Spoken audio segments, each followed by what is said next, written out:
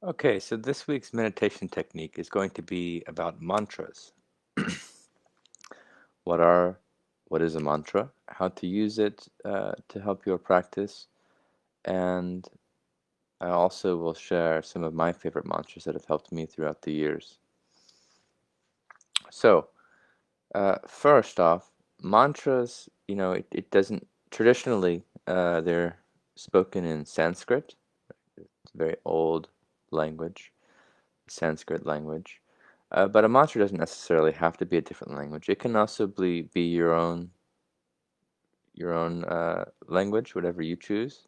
Like it could just be a word, like love, or peace, or remember, or present moment. It could be anything that it just helps you remember to be in the practice. But part of the beauty of mantra is the repetition of anything that's very important to you. So let's say love. The idea here is it's sort of a different way of creating a meditative perspective, because let's say your mind's going on and you've you know creating a lot of story, and conscious breathing or inner body isn't quite working. This is where mantra can come in and be very powerful. It sort of like forces those negative thoughts out of the door, because technically you can only have one thought at a time. So you can consciously choose to repeat a positive thought in order to push out the negatives. And it does help create a self-mastery.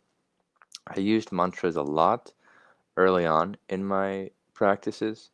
Um, there also is a point, though, of mastery of your mind, where if you can quiet your mind on demand and go right into silence, into presence, and into being, you don't really need mantras anymore. But to get to that point of mastery, of being able to quiet the mind and settle, I found mantras to be very helpful.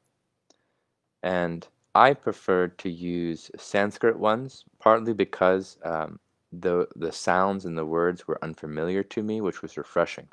Whenever you're using words of your own native language, there's going to be the words are going to be a bit loaded, right? Any word has so much story and interpretation behind it because you're used to those words.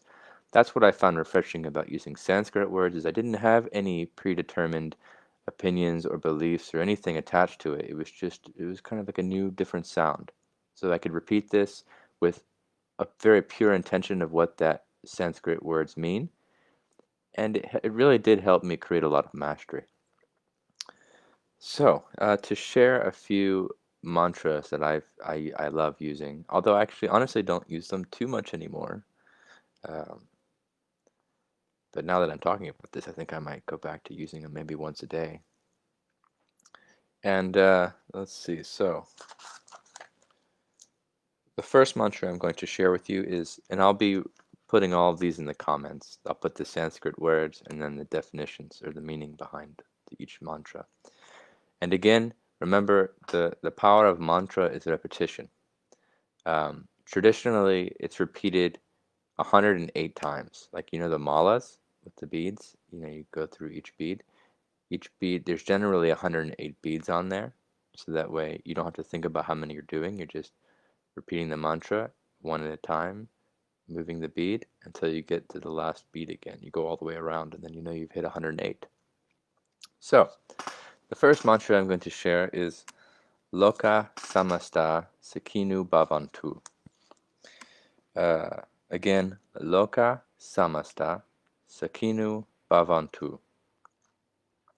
It means, may all beings in all the worlds become happy. May there be peace everywhere, which is like the vow of a Bodhisattva. Um,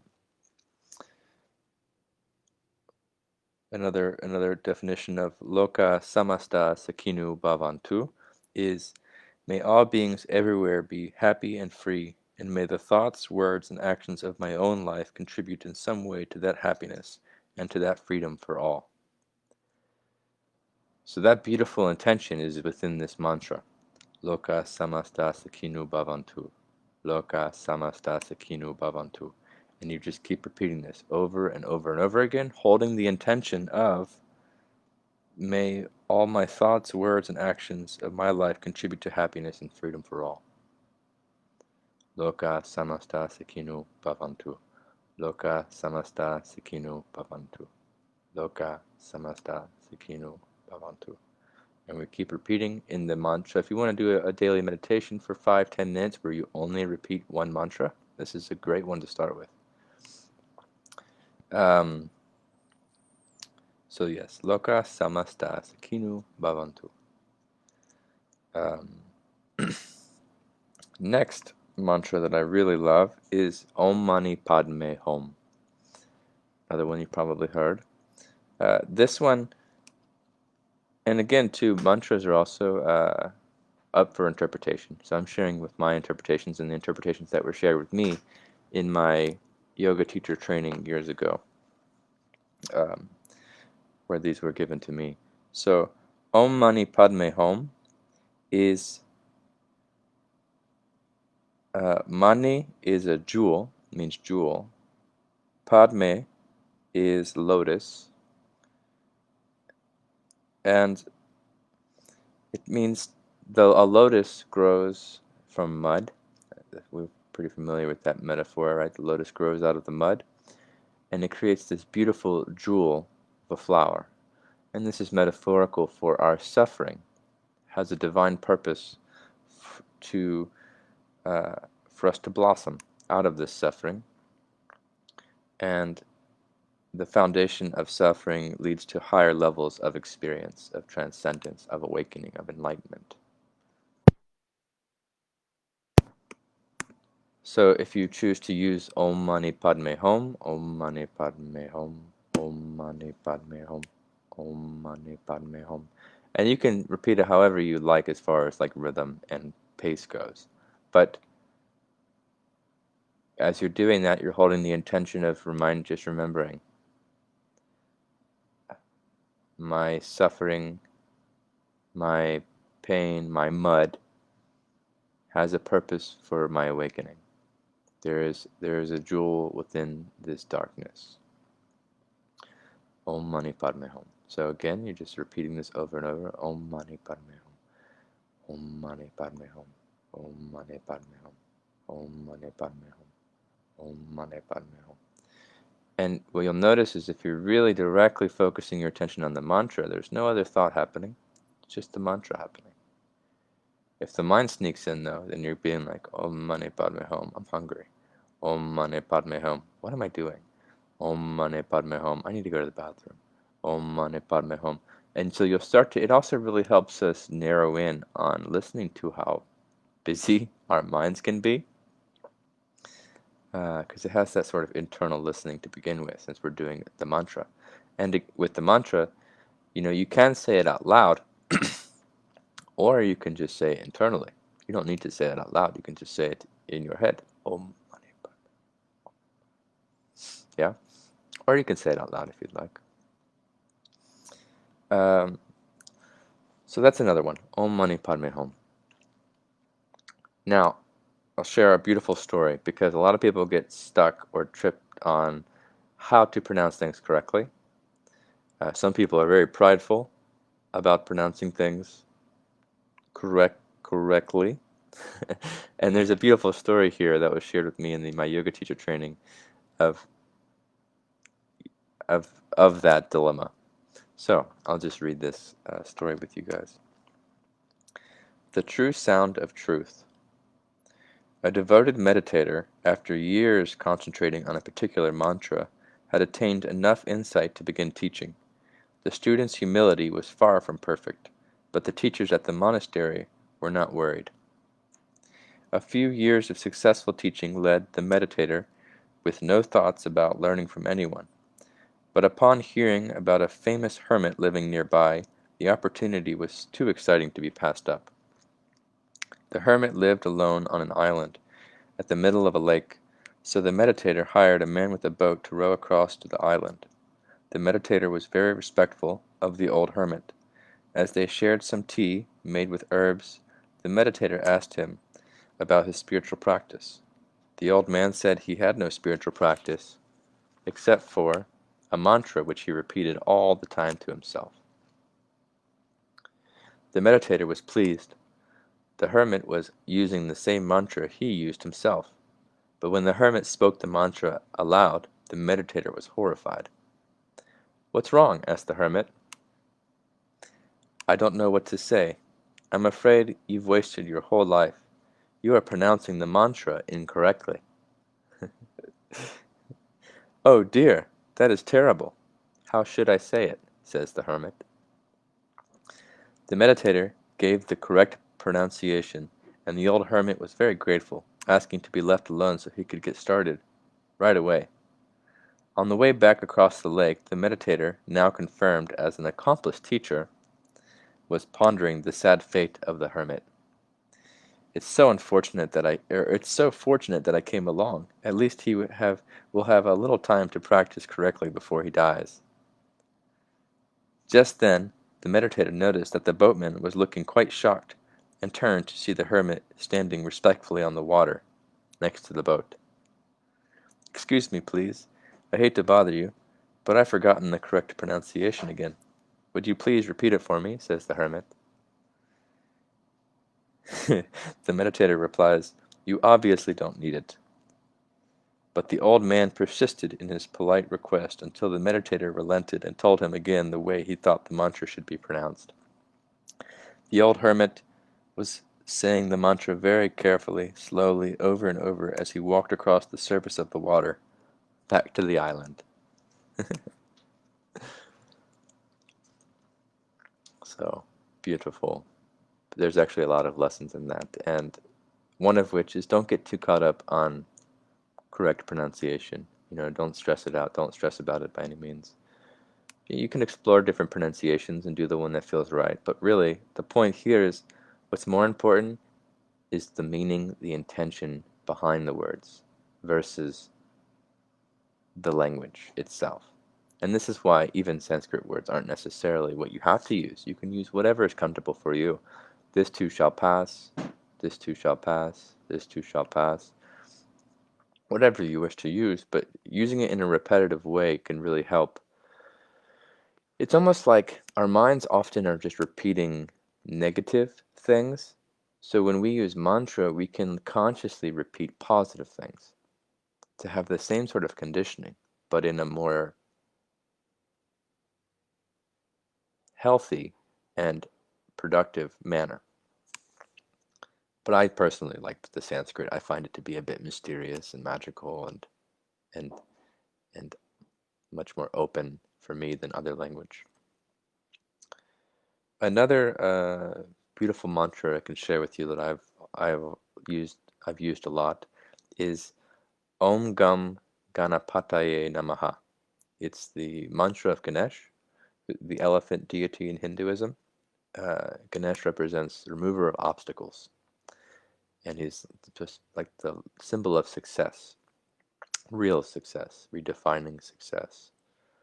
Um, so Om Gam Ganapataye Namaha. And we would just repeat that one over and over. Om Gam Ganapataye Namaha. Om Gam Ganapataye Namaha. Om Gam Ganapataye Namaha. And as you're repeating this, you're reminding yourself, you're asking for removing of your obstacles, removing those obstacles out of your way. A lot of times, too, this means new beginnings. Because as obstacles are removed, maybe ones we didn't realize were obstacles, uh, we're given fresh beginnings. So it's a very powerful uh, meaning behind it.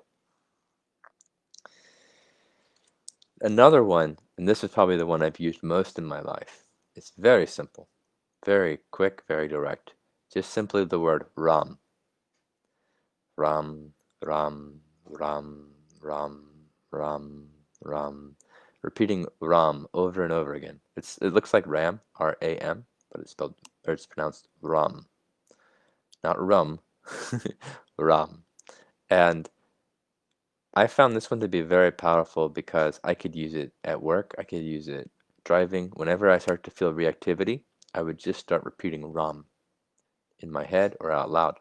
And it was a beautiful way to kind of bring myself back to presence, back to my spiritual intention, and not get pulled into some story or some melodrama or anything like that. So when I started to feel resistance of any kind, I would just start repeating Ram, Ram, Ram, Ram, Ram. I mean, I've probably said that mantra a million times at this point.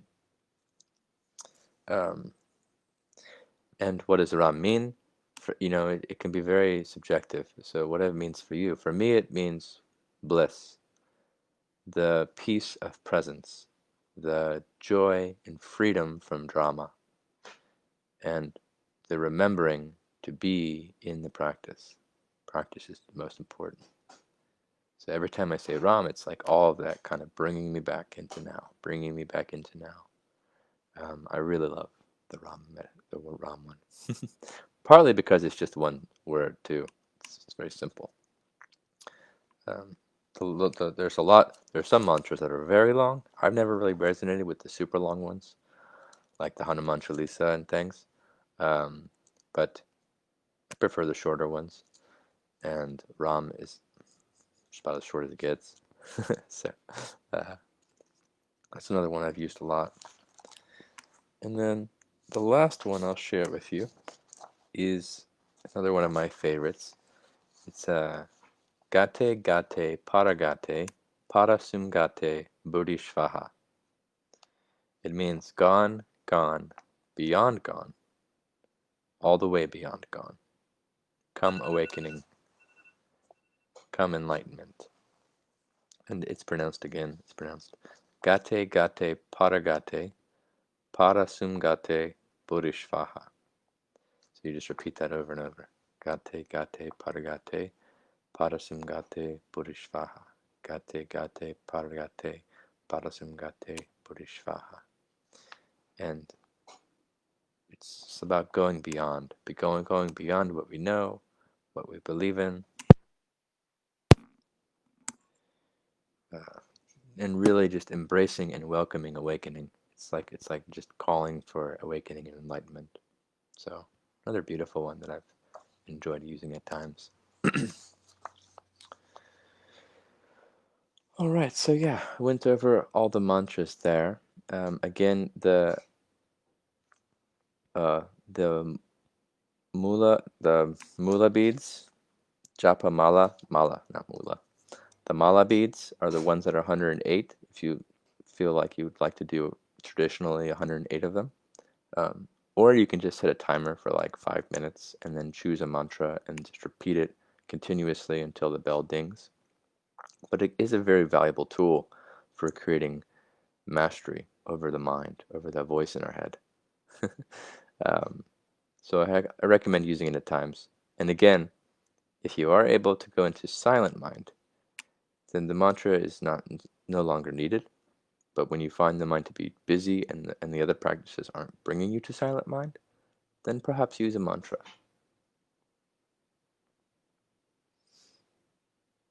And enjoy. I'll end uh, repeating one of the mantras. Let's see, which one should I do?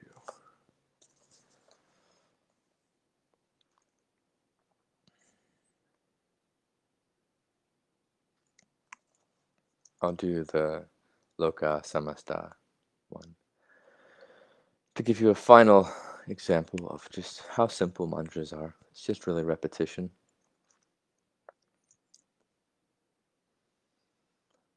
Lokah Samastah Sukhino Bhavantu. Lokah Samastah Sukhino Bhavantu. Lokah Samastah Sukhino Bhavantu. Lokah Samastah Sukhino Bhavantu.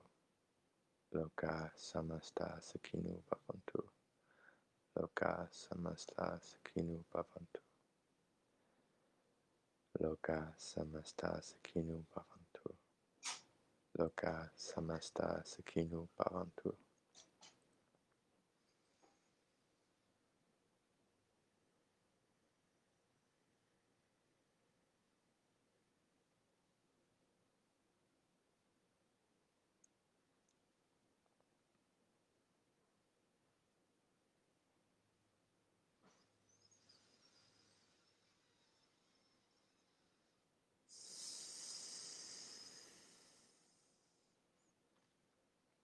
As you're repeating your mantra, if you're saying it out loud, you have to be mindful of your breath as well. Nice pace with your breath, so you're not like exerting yourself, overly exerting yourself. If you're doing it internally, you don't have to worry so much. But then finally, at the end of your mantra session, just just enjoy that. It's like a brief feeling of peace afterwards, when there's just silence, when you're no longer repeating anything. Just